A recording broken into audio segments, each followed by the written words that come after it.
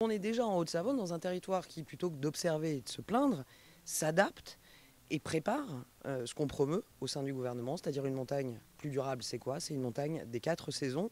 C'est une montagne où on peut bien sûr vivre, mais aussi venir en tant que touriste, pas uniquement pendant les sports d'hiver. En tant que ministre du Tourisme, mais aussi ministre des PME, c'est très important de se déplacer. Moi, je me déplace toutes les fins de semaine.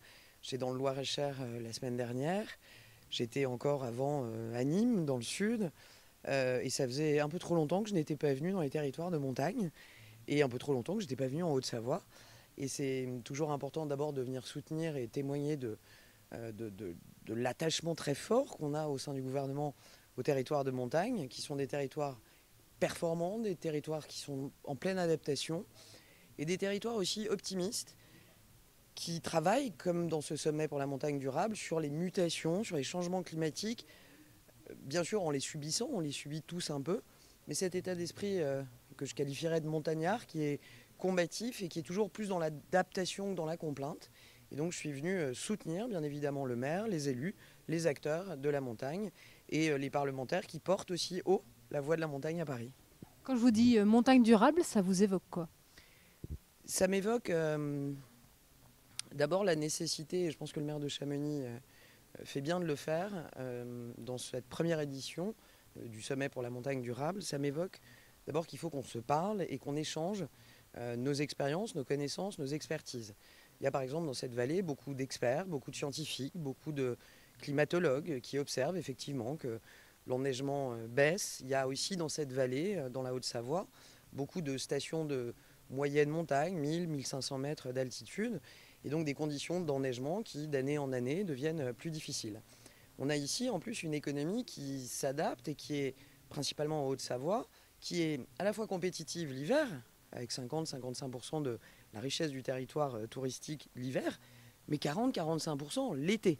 Donc on est déjà en Haute-Savoie dans un territoire qui, plutôt que d'observer et de se plaindre, s'adapte et prépare ce qu'on promeut au sein du gouvernement, c'est-à-dire une montagne plus durable. C'est quoi? C'est une montagne des 4 saisons. C'est une montagne où on peut bien sûr vivre, mais aussi venir en tant que touriste, pas uniquement pendant les sports d'hiver, et notamment pendant l'été. Et ici, il y a beaucoup d'exemples, beaucoup d'expériences qui sont menées, et qui sont importantes aussi pour moi en tant que ministre du Tourisme, parce que ça me nourrit pour aussi échanger avec le ministre de la Transition écologique, la ministre des collectivités locales, pour améliorer les pouvoirs publics et puis aussi les financements nécessaires à l'adaptation de la montagne aux 4 saisons.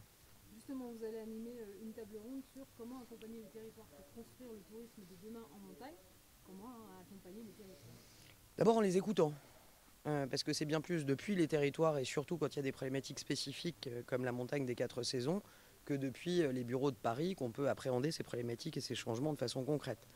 Deuxièmement, en mettant à disposition des outils et des financements utiles pour accompagner, comme c'est le cas ici, avec notamment le plan Avenir Montagne qui a été lancé par l'ancien Premier ministre Jean Castex, qui permet, avec quelques dizaines de millions d'euros, et ça va se poursuivre, de lancer des appels à projets, des appels à manifestation d'intérêt pour financer, cofinancer aux côtés des autres acteurs économiques, notamment de la région, des installations pour accueillir et développer ce tourisme des 4 saisons en montagne. Donc il faut que l'État soit d'abord présent pour écouter. L'État ne sait pas tout, surtout sur des problématiques spécifiques. Écouter les territoires, prendre note de ce qui marche et développer des financements et des appels à projets pour contribuer au financement de ces projets qui fonctionnent dans les années à venir. Merci Madame la Ministre. Merci à vous.